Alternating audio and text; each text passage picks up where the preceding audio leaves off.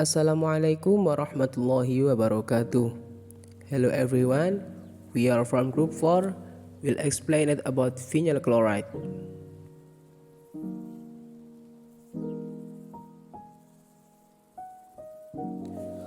What is vinyl chloride?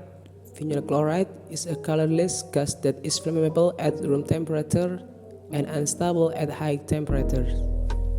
Vinyl chloride has a mild, sweet odor generally detectable at concentration of 3000 ppm vinyl chloride in air. This compound has the following chemical structure that you can see on the slide. Vinyl chloride is an important chemical used in the manufacturing process of polyvinyl chloride and another vinyl product. The amount of vinyl chloride production is expected to grow yearly as demand for PVC continues to increase globally, with an annual rate of 3.5% in Asia and 2.8% in the Americas. This is a source of vinyl chloride exposure for the human population. The first exposure to general population and the second is exposure to occupational population. How does it affect health? Yes, acute short-term exposure is a high concentration of vinyl chloride in the air are known to cause effects on the human central nervous system or CNS, such as dizziness, drowsiness, and headaches. Chronic exposure long term is a vinyl chloride by inhalation and oral is known to cause liver damage. Cancer is a major concern from inhalation exposure to vinyl chloride, as it has been shown to increase the risk of a rare type of liver cancer in humans, namely angiosarcoma. The EPA has classified vinyl chloride as a group A human carcinogen. Vinyl chloride is also a genotoxicant, which causes changes in the composition of DNA in tissues that can use cancer at certain level of exposure in humans and test animals. Reduce the pollutant vinyl chloride.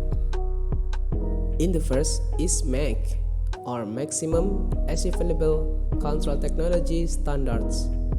MAC standards are emission limits expressed in a percent emission reduction or concentration limits from a particular source. The approach has two components. In the first phase, the EPA developed that MAC standards, which determine emission sources to meet specific emission limits based on emission level achieved by many similar references in the country. MAC standard for PVC productions.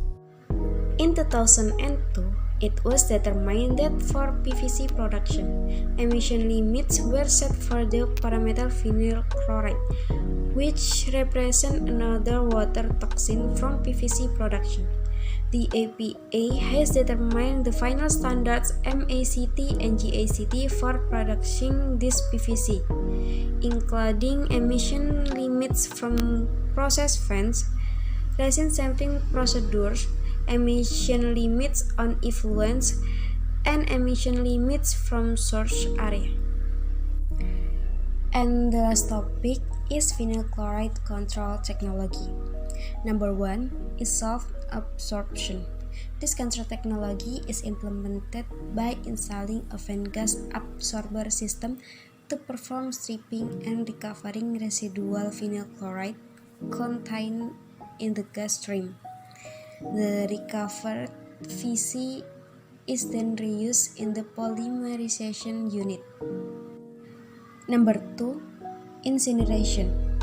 Waste stream containing chlorinated hydrocarbons such as vinyl chloride are easier to burn, and higher combustion temperatures are generally required than non-chlorinated hydrocarbon waste. The incineration method in VC plants is naturally thermal and catalytic and namely by thermal oxidation. And the last is carbon absorption. Primary control by carbon absorption has been known to successfully control vinyl chloride emissions in PVC factory.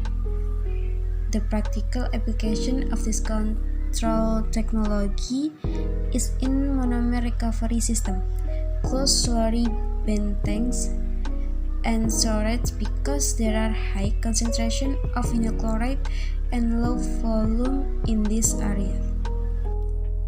Thank you for your attention and see you in the next time. Wassalamualaikum warahmatullahi wabarakatuh.